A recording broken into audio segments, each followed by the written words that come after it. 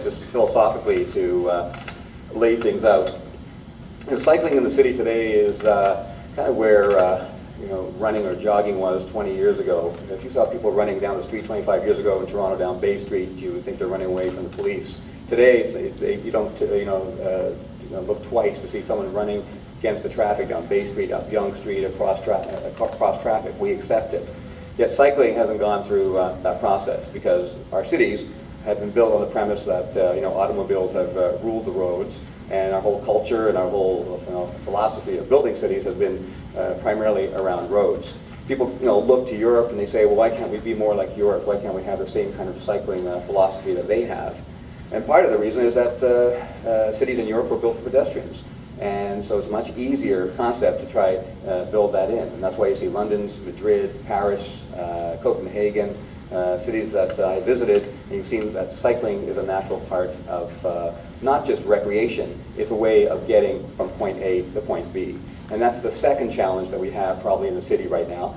That riding a bicycle is not just taking your kids out on the park and going for a little ride down to the carnival, it's a mode of transportation. And that's what I've been trying to view in my fellow councillors, into staff, into the public, and into groups like yours as well. Last year, I would say I was cycling chair. The mayor appointed me as chair of the cycling committee in April of this year.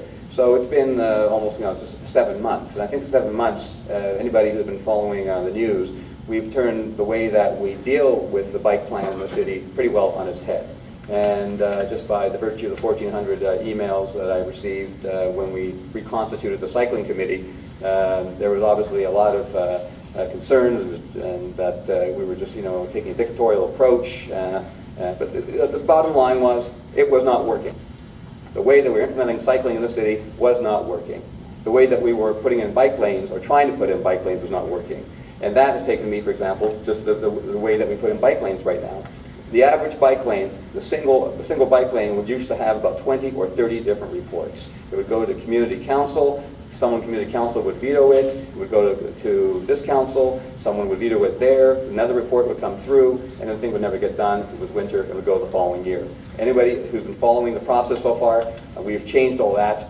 We've said right now, I took bike lanes approval all the way from community councils, and now it's all at council. So we have one report, one stinking huge discussion here, and it goes through because we have enough support on council right now. And if you looked at that process, it was approved 37-2 in this chamber, which showed that we were obviously doing our homework and working. Why? Because I worked every single councillor to support that. I didn't just put it out there on the floor and say, hey, this is good, because it wouldn't have gone through. In fact, councillors whose names shall remain nameless, who don't support the bike plan at all, who don't want bike lanes in their ward, supported the idea because it was more efficient, it saved money, it utilized staff resources.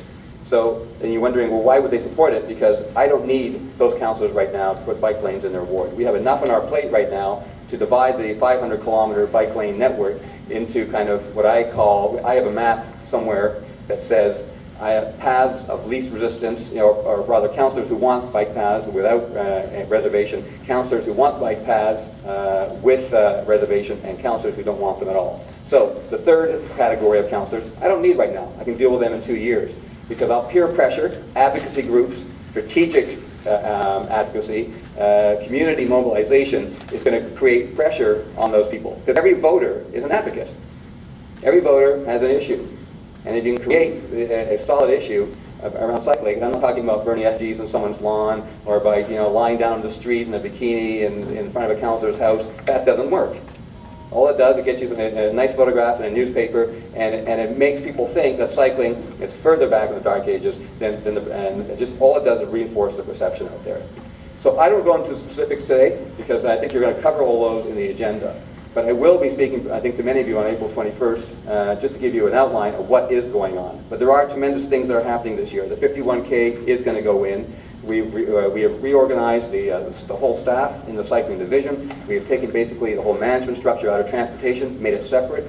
We're no longer reporting the planning and growth. We're now reporting the public works. Why? Because that's where transportation resides.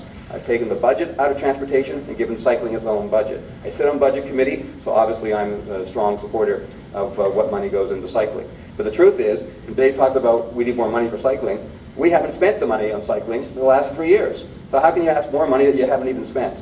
So we need to over-deliver this year on every aspect of what we do. Finally, I just want to tell you, we have the Toronto Criterium taking place on May 30th, which is the international bike race taking place in St. Lawrence Market. And you think, well, how is that relevant? It's an event, it's a spectacle, it puts cycling on the map as an event. Same way sort of Formula One racing, for all its net worth, brings tourism and cycling and people to that aspect part of the city. We're trying to create a whole sort of European feel around St. Lawrence Market, and that's why we chose that route. But it has taken a monumental effort to put on this event. I had a meeting last Friday. There were 44 city departments that were there that are all going to be required to make this thing happen. And it will happen, because we're closing off all of downtown at a rush hour on Friday night. So it bloody well better be a success. Okay? So these are positive things that are happening. And this year, we know these are events that are kind of a microcosm of the things that we can do for the city on a larger scale, and showing that we are a global city in all aspects. So have a great day. I have to go up to Liberty Grant. What I do suggest, I mentioned to Dave, someone here should be taking minutes, if you don't mind. I like to know what's going on from this meeting. Someone should be summarizing what's going on here. If the summary is half decent, we'll put it on my community website. We'll stick it on the cycling website and the city's website, so people can have a link to it and see what's going on, to see that there's growth, and also people have a firm frame of reference. If you don't have the notes from today, I don't know how you can go forward to the next step. So, Mr. Chair, if you're running today, that would be my recommendation that somebody have a laptop here, or just take some notes. I think would be very useful to me later on, and also it's going to help drive the agenda of what we're doing in the city. Okay, so have a great day, and I'm sure I'll be seeing all of you around. Take care. Reinforcement. I think Councillor Heaps' presentation really gave us a reminder of the need for both. I think he's doing a really great job. Clearly, he's taking time out of his day to be here today.